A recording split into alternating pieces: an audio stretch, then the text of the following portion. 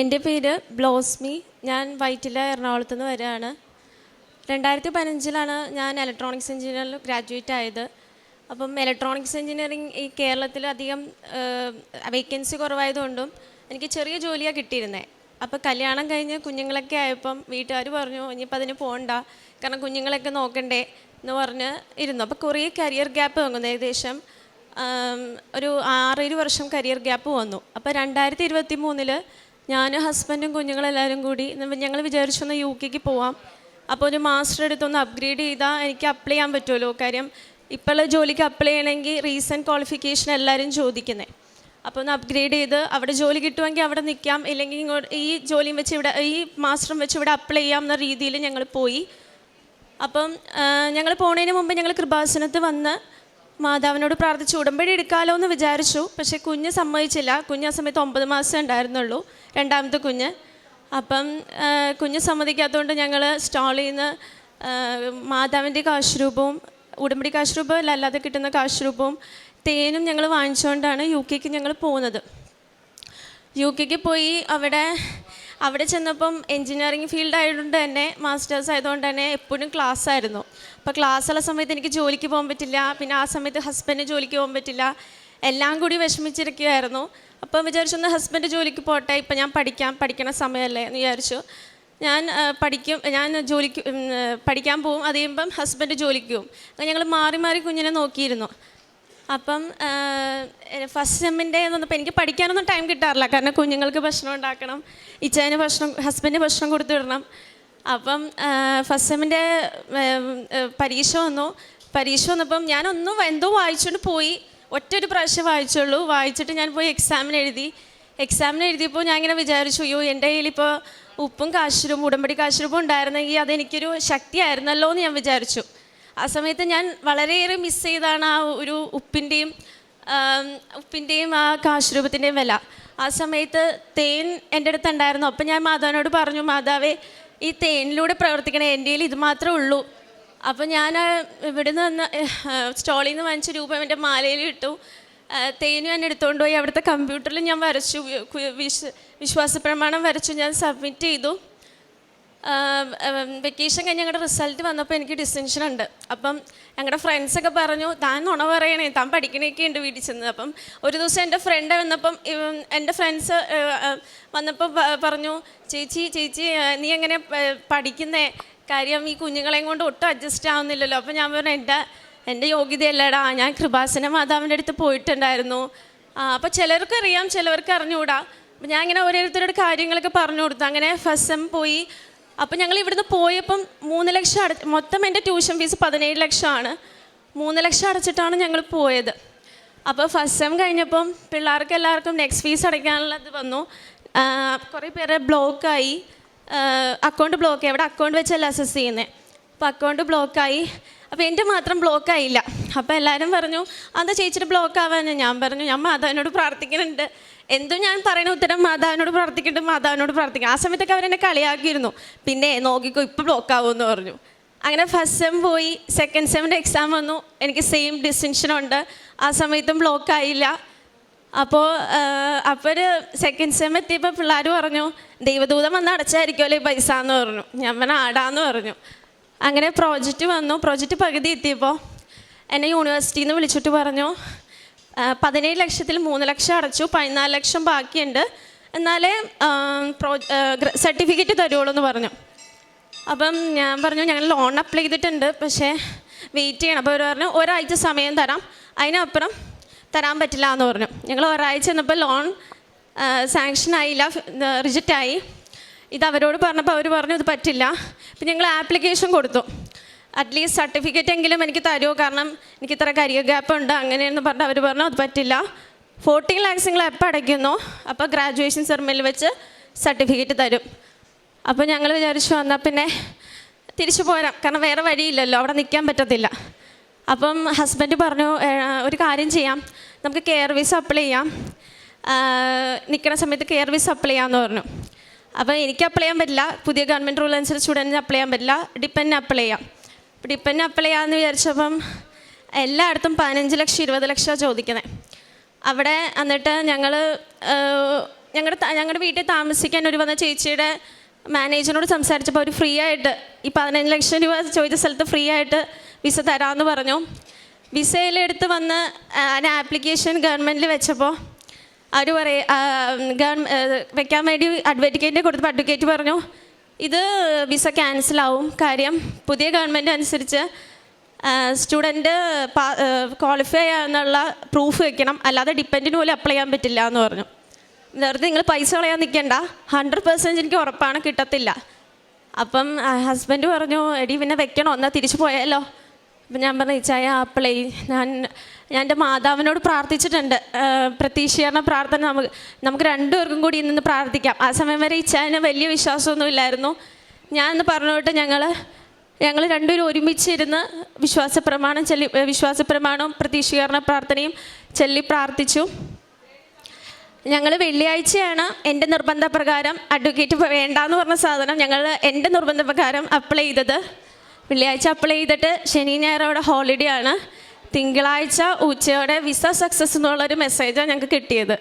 ശരിക്കും 7 ദിവസമെങ്കിലും മിനിമം 4 ദിവസമെങ്കിലും എടുക്കണത് ഒരു ദിവസം കൊണ്ട് കിട്ടാൻ ഒരു സാധ്യതയില്ലെന്ന് അഡ്വക്കേറ്റ് പറഞ്ഞേ. അപ്പോൾ അഡ്വക്കേറ്റ് ചോദിച്ചു ആരോടാണ് നീ പ്രാർത്ഥിക്കണേന്ന് എന്നോട് ചോദിച്ചു. അപ്പോൾ ഞാൻ പറഞ്ഞു ഞങ്ങൾക്കൊരു കൃപാസന മാതാവുണ്ട് എന്ന് പറഞ്ഞു. അപ്പോൾ എനിക്ക് കൊള്ളാലോ കൃപാസന മാതാവ് എന്നൊരു കമൻറ്റാണ് അഡ്വക്കേറ്റ് പറഞ്ഞത്. അതിനുശേഷം ഞാനപ്പോൾ ഇങ്ങോട്ട് പോരാ നേരത്തെ ഒരു ആപ്ലിക്കേഷൻ കൊടുത്തിരുന്നു, എനിക്ക് സർട്ടിഫിക്കറ്റെങ്കിലും തിരിച്ച് തരണം എന്ന രീതിക്ക്. പക്ഷേ അവർ അതിന് റിജക്ഷനാണ് വെച്ചിരുന്നത്. ഞാനും കുഞ്ഞുങ്ങളൂടെ തിരിച്ചു പോന്നു. ഹസ്ബൻഡ് അവിടെ നിന്നു. എന്നിട്ട് തിരിച്ചു പോകുന്ന ഞാൻ ഇവിടെ വന്ന ആ സമയത്ത് ഉടമ്പടി എടുത്തില്ലായിരുന്നു. ഞാൻ പറഞ്ഞല്ലോ 2023 ഞങ്ങൾ UK പോയപ്പോൾ ഉടമ്പടി എടുത്തിരുന്നില്ല. ജസ്റ്റ് മാതാവിനോട് പ്രാർത്ഥിച്ചിട്ടാണ് പോയത്. അപ്പോൾ ഞാൻ വിസ കിട്ടിയപ്പോൾ വിസയ്ക്ക് വെച്ചപ്പോൾ മാതാവിനോട് പ്രാർത്ഥിച്ചായിരുന്നു. മാതാവ് ഇവിടെ വരുമ്പോൾ ഞാൻ ഫസ്റ്റ് എടുക്കുന്നത് ഉടമ്പടിയായിരിക്കും. അപ്പോൾ ഞാൻ ജൂലൈയിൽ 17-ാം തീയതി വന്നു. 19-ാം തീയതി ഞാൻ വന്ന് ഉടമ്പടി എടുത്തു ഞാൻ. അതിനുശേഷം ഞാൻ വലിയ കാര്യമായിട്ടൊന്നും പ്രാർത്ഥിച്ചില്ല. പള്ളിയിൽ പോകണ്ടോയെന്ന് ചോദിച്ചാൽ കുഞ്ഞെഴുന്നേക്കും, രാവിലെ പള്ളിയിൽ പോകാൻ പറ്റില്ല എന്നൊക്കെ ഉള്ളൊരു എക്സ്ക്യൂസായിരുന്നു. പിന്നെ പുതുക്കൽ കഴിഞ്ഞപ്പം ഞാൻ പറഞ്ഞു ഇങ്ങനെയൊന്നും പ്രാർത്ഥിച്ചാൽ പോരാ, കാരണം ജോലി അപ്ലൈ ചെയ്തിട്ട് കിട്ടണമില്ല. ഇവിടെ വന്നിട്ട് ആൾക്കാരൊക്കെ ചോദിക്കാൻ തുടങ്ങി സർട്ടിഫിക്കറ്റ് ഇല്ലല്ലോ, സർട്ടിഫിക്കറ്റ് ഇല്ലാതെ പറയാനും പറ്റില്ല മാസ്റ്റർ കംപ്ലീറ്റ് ചെയ്യുന്നത്. അപ്പം മാതാവിനെ പ്രാർത്ഥിച്ചു. അതിനുശേഷം 1ാമത്തെ പുതുക്കലിന് ഞാൻ ഇതൊക്കെ എഴുതി, എൻ്റെ സർട്ടിഫിക്കറ്റിൻ്റെ കാര്യവും ജോലിയുടെ കാര്യവും എഴുതി. അങ്ങനെ സർട്ടിഫിക്കറ്റ് ജാനുവരി 2-ാം തീയതി എനിക്ക് ഒരു മെസ്സേജ്, ഡിസംബർ 29-ാം തീയതി എനിക്കൊരു മെസ്സേജ് വന്നു, നിങ്ങളുടെ സർട്ടിഫിക്കറ്റ് മെയിൽ ചെയ്തിട്ടുണ്ട് എന്ന് പറഞ്ഞൊരു മെസ്സേജ് വന്നു. അപ്പം ഞാൻ വിചാരിച്ചു അതെല്ലാവർക്കും ഫോർവേഡ് ചെയ്യുന്ന രീതിക്ക് വന്നായിരിക്കും. ആ സമയത്ത് അവിടുത്തെ ഗ്രാജുവേഷൻ കഴിഞ്ഞിരുന്നു. അങ്ങോട്ട് ജാനുവരി 2-ാം തീയതി 12-ാം തീയതി എനിക്ക് എയർമെയിലിൽ സർട്ടിഫിക്കറ്റ് വരികയാണ്. അപ്പോൾ വന്നിട്ടപ്പോൾ ഒട്ടും പ്രതീക്ഷിക്കുന്നില്ല. പോസ്റ്റ്മാൻ കൊണ്ടുപോയിട്ടപ്പോൾ അപ്പച്ചനോട് ചോദിച്ചത് എന്തുവാടി, ഞാൻ എന്തെങ്കിലും ആയിരിക്കും. പക്ഷേ കവർ കണ്ടപ്പോൾ എൻ്റെ യൂണിവേഴ്സിറ്റിയുടെ പേരിലുണ്ട്, എൻ്റെ സർട്ടിഫിക്കറ്റ് കംപ്ലീറ്റഡ് എന്ന് പറഞ്ഞ രീതിയിൽ എനിക്ക് വന്നു. അത് ഏറ്റവും വലിയ അത്ഭുതമായിട്ട് എനിക്ക് തോന്നുള്ളൂ. കാരണം ഞാൻ അന്വേഷിച്ചില്ല, ആർക്കും അത് കിട്ടിയിട്ടില്ല. 14 ലക്ഷം കൊടുക്കാതെ അത് കിട്ടുകയില്ലെന്നാണ് പറഞ്ഞത്. അതിനുശേഷം ഞാൻ 1ാമത്തെ പുതുക്കൽ കഴിഞ്ഞപ്പോൾ തൊട്ടേ ഞാൻ എല്ലാ ദിവസവും ഇപ്പോൾ രാവിലെ പള്ളിയിൽ പോകാൻ കുഞ്ഞെഴുന്നേറ്റാൽ ഞാനത് വൈകുന്നേരം പള്ളിയിൽ പോകും. അങ്ങനെ രീതിയിൽ ഒരു ദിവസം പോലും മുടക്കാതെ ഞാൻ പള്ളിയിൽ പോവുകയും അതുപോലെ തന്നെ എനിക്ക് ആരാധനയിൽ വലിയ താല്പര്യമൊന്നും ഇല്ലാതെ പോയിരിക്കാൻ. 1ാമത്തെ പുതുക്കലിന് ശേഷം എനിക്ക് ആരാധനയിലിരുന്ന് ഇങ്ങനെ പ്രാർത്ഥിക്കാൻ, ഈശോയോട് ഇങ്ങനെ ഇരുന്ന് പ്രാർത്ഥിക്കാൻ വളരെയേറെ താല്പര്യം ഉണ്ടാവുകയും ചൊല്ലി മറ്റുള്ളവർക്ക് വേണ്ടി പ്രാർത്ഥിക്കാൻ, മറ്റുള്ളവർക്ക് വേണ്ടി ഒട്ടും പ്രാർത്ഥിക്കാൻ ഇഷ്ടമില്ലാത്ത ആളായിരുന്നു. കാരണം മറ്റുള്ളവർ തന്നെ പ്രാർത്ഥിക്കട്ടെ, എന്തിനാ ഞാൻ പ്രാർത്ഥിക്കുന്ന ഒരു രീതിയായിരുന്നു. പക്ഷെ മറ്റുള്ളവർക്ക് വേണ്ടി പ്രാർത്ഥിക്കാനും മറ്റുള്ളവർ വിശുദ്ധിക്ക് വേണ്ടി പ്രാർത്ഥിക്കാനും ദൈവം അനുഗ്രഹിച്ചു. അപ്പോൾ എനിക്ക് ജോലിയുടെ കാര്യം ഞാൻ ഉടമ്പടിയിൽ എഴുതിയിട്ടുണ്ടായിരുന്നു.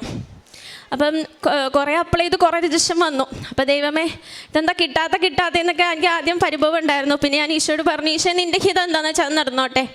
അങ്ങനെ എനിക്ക് അപ്ലൈ ചെയ്തു, ഒരു അമേരിക്കൻ കമ്പനീനെ അപ്ലൈ ചെയ്തു. എനിക്ക് ഈ വെള്ളിയാഴ്ച വൈകുന്നേരം എനിക്ക് മെയിൽ വന്നു, you are selected as A software engineer എന്ന് പറഞ്ഞ്. അത് അവിടുത്തെ സാലറിയിൽ എനിക്ക് വർക്ക് റിമോട്ടായിട്ട് എനിക്ക് വർക്ക് ചെയ്യാനും.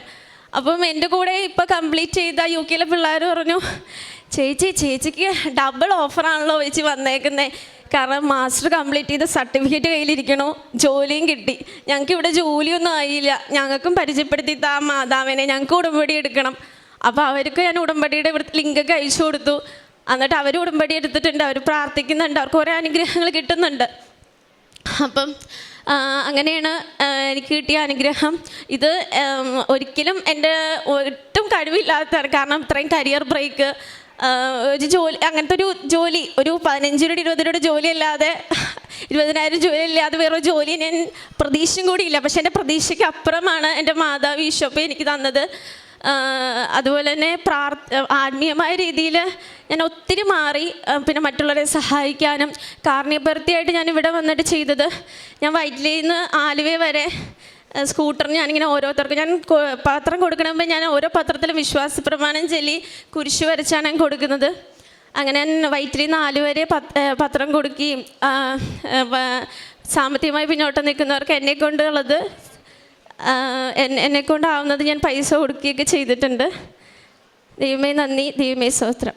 145 സങ്കീർത്തനം 15 മുതലുള്ള തിരുവചനങ്ങൾ അരുളി ചെയ്യുന്നു: എല്ലാവരും അങ്ങയിൽ ദൃഷ്ടി പതിച്ചിരിക്കുന്നു, അങ്ങ് അവർക്ക് യഥാസമയം ആഹാരം കൊടുക്കുന്നു. അവിടുന്ന് കൈ തുറന്നു കൊടുക്കുന്നു, എല്ലാവരും സംതൃപ്തരാകുന്നു. ബ്ലോസ്മി എന്ന ഈ മകള് തൻ്റെ മാസ്റ്റേഴ്സിന് താൻ UK പോകുന്ന കാര്യവും അതിനു മുൻപ് തനിക്ക് എത്ര വർഷത്തെ കരിയർ ഗ്യാപ്പ്, താനൊരു ഇലക്ട്രോണിക്സ് ഡിപ്പാർട്ട്മെൻറ്റിൽ ഇലക്ട്രോണിക്സ് എൻജിനീയറാണ് ആയിട്ട് ഇവിടെ പഠിച്ച മകളാണ്. ഇവിടെ ആയിരിക്കുമ്പോൾ തന്നെ 6 വർഷത്തെ ഗ്യാപ്പ്, ജോലിയൊന്നും ചെയ്തിട്ടില്ല. അങ്ങനെ ഉള്ള മകളാണ് പിന്നീട് മാസ്റ്റേഴ്സ് എടുക്കാൻ വേണ്ടിയിട്ട് സകുടുംബം UK പോവുക.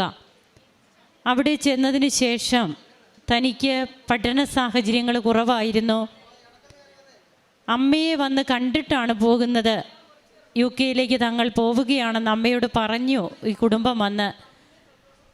നേർച്ച വസ്തുക്കളൊക്കെ സ്റ്റോളിൽ നിന്ന് വാങ്ങിച്ചു കൊണ്ടുപോയി എന്ന് നാം കേട്ടു.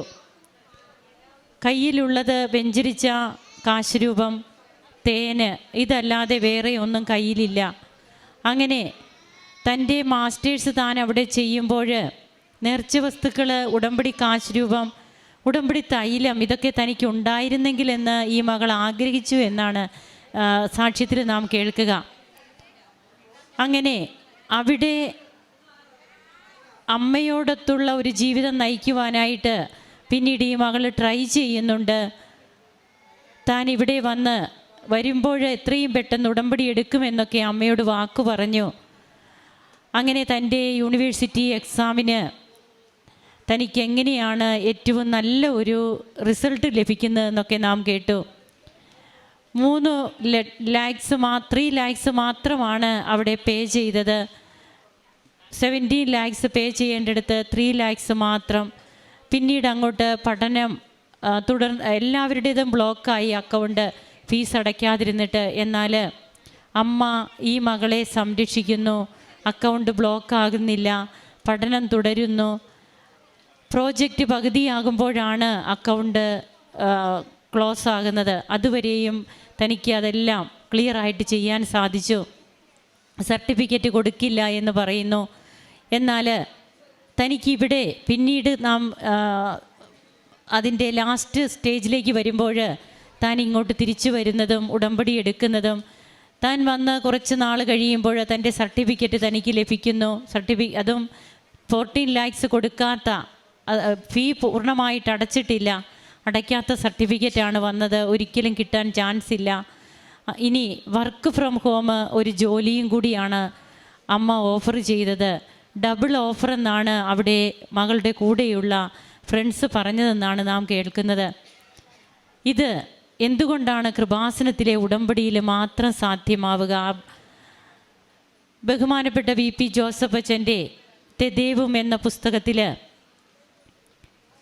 സെൻട്രൽ ഗവൺമെൻറ്റിൻ്റെ സീനിയർ ഫെലോഷിപ്പ് പ്രോജക്റ്റിന് വേണ്ടിയിട്ടുള്ള ആ ഒരു നോട്ടിഫിക്കേഷൻ അച്ഛൻ കാണുമ്പോൾ അത് ഫിസിക്സ് സബ്ജക്റ്റാണ് സെൻട്രൽ ഗവൺമെൻറ് ചോദിച്ചിരുന്നത്. ബഹുമാനപ്പെട്ട അച്ഛൻ സബ്മിറ്റ് ചെയ്തത് ചവിട്ട് നാടകത്തിൻ്റെ പ്രോജക്റ്റ്. ചിന്തിക്കുമ്പോൾ എന്തൊരു വൈരുദ്ധ്യം, വിരോധാഭാസം എന്നൊക്കെ യുക്തിവാദികൾ പറയും. എന്നാൽ അച്ഛൻ അത് സബ്മിറ്റ് ചെയ്തു. ഇവിടെയാണ് പരിശുദ്ധാത്മാവിൻ്റെ പ്രചോദനമെന്ന് ബഹുമാനപ്പെട്ട ജോസഫ് അച്ഛൻ പറയുക. അച്ഛനെ പരിശുദ്ധാത്മാവ് തോന്നിപ്പിച്ചു. അച്ഛൻ ആ പ്രോജക്റ്റ് സബ്മിറ്റ് ചെയ്തു. അച്ഛന് സീനിയർ ഫെലോഷിപ്പ്, അച്ഛന് സ്കോളർഷിപ്പോട് കൂടി അച്ഛന് ലഭിക്കുകയാണ്. അച്ഛനെ തിരഞ്ഞെടുക്കുകയാണ്. പലതരത്തിലുള്ള റീസണിങ്, പലർക്കും സ്വാതന്ത്ര്യമുണ്ട്. മനുഷ്യന് ദൈവം സ്വാതന്ത്ര്യം നൽകിയിട്ടുണ്ട്. റീസണിങ് ഒക്കെ പലർക്കും ഉണ്ടാകാം. എന്നാൽ അതൊക്കെ യുക്തിയാണ്, ബുദ്ധിയാണ്. ആ തലത്തിലൊക്കെ പോകുമ്പോൾ അതിനൊക്കെ സമയം കാണുകയുള്ളൂ അങ്ങനെയുള്ളവർക്ക്.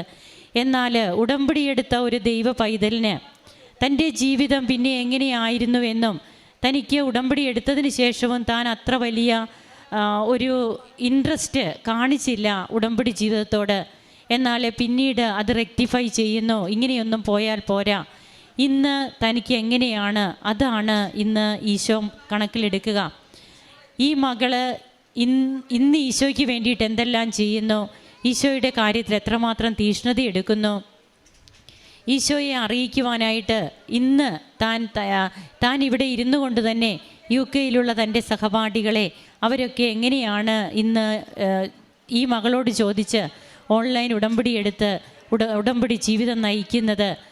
അങ്ങനെ തനിക്ക് കിട്ടിയതൊക്കെ കൃപയായിട്ട് ഇന്നിവിടെ എണ്ണി പറയുകയാണ്. ഇത് തന്നെയാണ്, it is not by merit but by grace. നമ്മുടെ യോഗ്യതയല്ല, കർത്താവിൻ്റെ കൃപയാണ്. തനിക്ക് 10 വർഷത്തോളം ഗ്യാപ്പ്, അതുപോലെ തൻ്റെ സർട്ടിഫിക്കറ്റ് കിട്ടാൻ യാതൊരു ചാൻസുമില്ല. മുഴുവൻ തുകയും അവിടെ പേ ചെയ്തിട്ടില്ല. തനിക്കൊരു ജോലി, അതും താൻ പ്രതീക്ഷിക്കാത്ത ഒരു സാലറിയിൽ, ഒട്ടും പ്രതീക്ഷിക്കാത്ത സാലറിയിൽ തന്നെ വർക്ക് ഫ്രം ഹോം, അവിടെ പോകണ്ട, UK പോകണ്ട, എല്ലാവിധ സൗകര്യങ്ങളോടും കൂടി തൻ്റെ കുടുംബത്തെ നോക്കിക്കൊണ്ട് ഇവിടെ ഇരുന്ന് ജോലി ചെയ്താൽ മതി. ഇതൊക്കെ ലഭിക്കാനായിട്ട് തൻ്റെ ജീവിതത്തിൽ വന്ന ആ മാറ്റങ്ങളാണ് തന്നെ ഇതിന് യോഗ്യയാക്കിയെന്നാണ് ബ്ലോസ്മി ഇന്ന് പറയുന്നത്. തനിക്കും കുടുംബത്തിനും ദൈവം ചൊരിഞ്ഞ കൃപകൾക്ക് ഈ മകൾ നന്ദി പറയുമ്പോൾ നമുക്ക് ഓരോ ദൈവ പൈതലും, ഉടമ്പിടിയെടുത്ത ദൈവ പൈതൽ ചിന്തിക്കേണ്ടത് ദൈവത്തിൻ്റെ വിശ്വസ്തതയിലും നാം ദൈവത്തോട് എങ്ങനെ വിശ്വസ്തത കാണിക്കുന്നു എന്നതിലുമാണ്. നമ്മുടെ വിശ്വസ്തമായ ജീവിതം നമുക്ക് തന്നെ കൃപയുടെ ചാലുകളായി തുറക്കും. ഒന്നിനും തടസ്സമുണ്ടാകില്ല. നാം ഉടമ്പടി വിശ്വസ്തമായിട്ട് ജീവിച്ചാൽ മാത്രം മതി. കരങ്ങളടിച്ച് നമുക്ക് ഈശോയ്ക്കും അമ്മയ്ക്കും നന്ദി പറയാം, ദൈവത്തെ ആരാധിക്കാം, മഹത്വപ്പെടുത്താം. അത്യപൂർവ ദൈവാനുഭവങ്ങൾ ഇനി നിങ്ങൾക്കും സ്വന്തം. ഈ യൂട്യൂബ് ചാനൽ ഇതുവരെ സബ്സ്ക്രൈബ് ചെയ്തിട്ടില്ലെങ്കിൽ ഇപ്പോൾ തന്നെ സബ്സ്ക്രൈബ് ചെയ്യുക. ഈ വീഡിയോ ഇപ്പോൾ തന്നെ നിങ്ങളുടെ സുഹൃത്തുക്കൾക്ക് ഷെയർ ചെയ്തുകൊണ്ട് കർത്താവിൻ്റെ പ്രേക്ഷിതരാകുക.